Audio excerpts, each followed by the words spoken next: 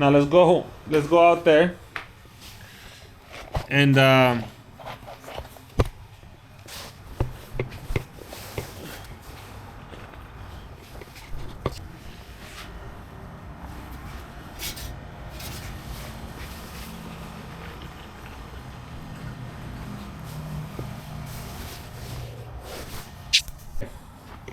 so let's go out there.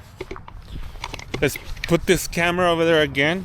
Now we're sending it power directly from the power source instead of getting it from over here, which it could be, that could be the issue, that there's some interference with the power on this power supply, but we know that power supply is working good. Now, although it is giving us 12.6 volts, it could still be the issue. So let's plug it into cable number 8 over here and see what happens. Let's see.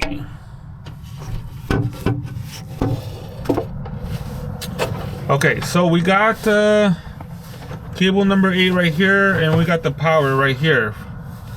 Now let's see what kind of voltage we're getting from this power.